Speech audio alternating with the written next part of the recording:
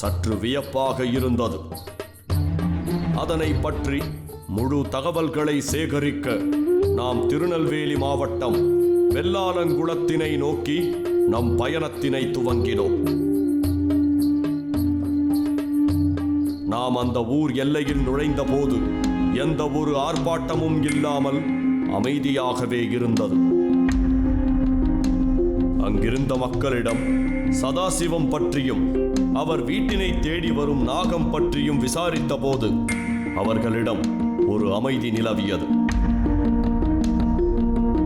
சரி, நாங்கள் அவரிடமே பேசிக்கொள்கிறோம் என்று கூறி சதாசிவத்தின் வீட்டிற்கான பாதையினை மட்டும் கேட்டு அங்கிருந்து சதாசிவத்தின் வீட்டினை நோக்கி நகர்ந்தோம்.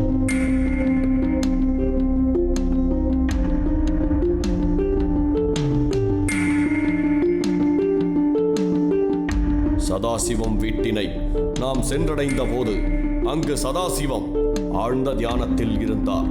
அவர் தியானத்தினை கலைத்திடக்கூடாதென தியானத்தினை முடிக்கும் வரை காத்திருந்தோம். நீண்ட நேர காத்திருப்புக்கு பின் தியானத்தினை முடித்து கண் விழித்த சதாசிவத்தினை அணுகி நாம் அங்கு வந்திருப்பதின் நோக்கத்தினை கூற சதாசிவம் சற்று அமைதி காத்தார்.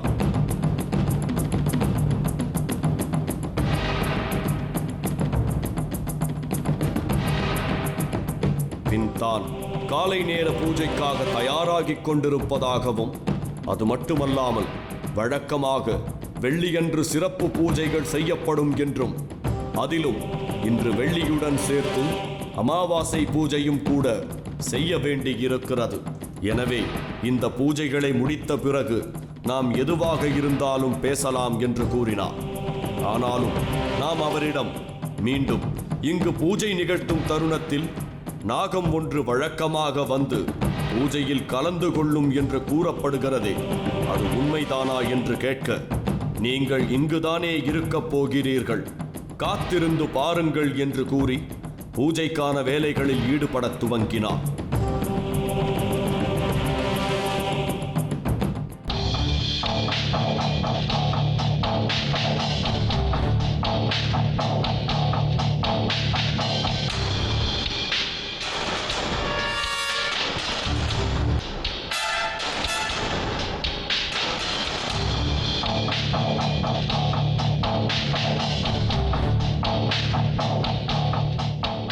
சிறிது நேரத்தில் பூஜைக்கான பொருட்களை தயார் செய்து முடித்து சதாசிவம் நம்மிடம் தான் மீண்டும் தியானத்தில் அமரவிருப்பதாகவும், இங்கு ஏதேனும் மாற்றமோ அல்லது வேறெவரின் வருகையோ நிகழ்ந்தால் பதட்டமடைய தேவையில்லை, எக்காரணம் கொண்டும் அமைதி இழந்திடாமல் பொறுமையாக இருந்தால் போதும், யாருக்கும் எந்த பாதிப்பும் ஏற்படாது என்று கூறி தியானத்தில் ஆழ்ந்தார்.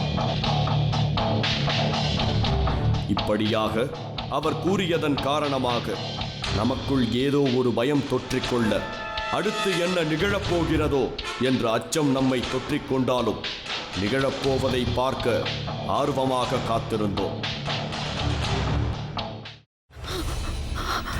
இதுக்கு மேல என்ன சொல்ல போற? சொல்றதுக்கு வேற ஏதாவது பொய் இருந்தா சொல்லிடு. அவதான் ஏமாத்தி எல்லாத்தையும் என்கிட்ட இருந்து பறிச்சிட்டான்னு பார்த்தா நீயும் இப்போ அதே தான் பண்ணிருக்க.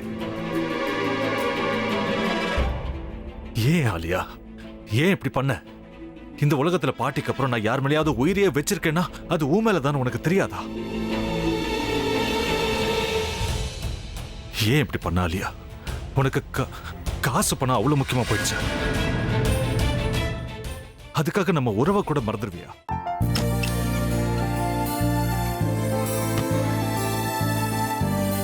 சக்தி சக்தி, ஒரு நிமிஷம்.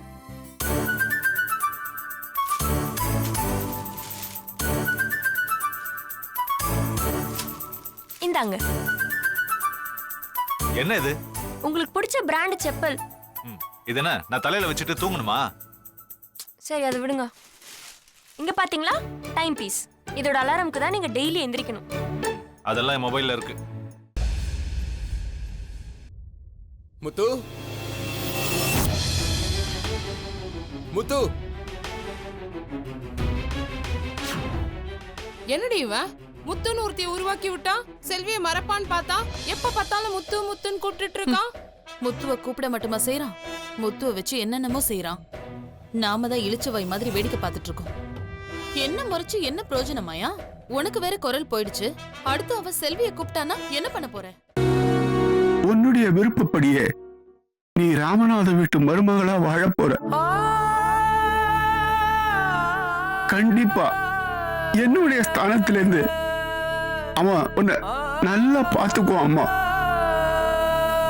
டேய், அவரை பத்தி தான் உனக்கு தெரியும்ல. அவர் எந்த முடிவு எடுத்தாலும் அதான் ஃபைனல். நம்ம அப்பா வேணுமா வேணாமாங்கிறத நீயே முடிவு பண்ணிக்கோ. வாடா.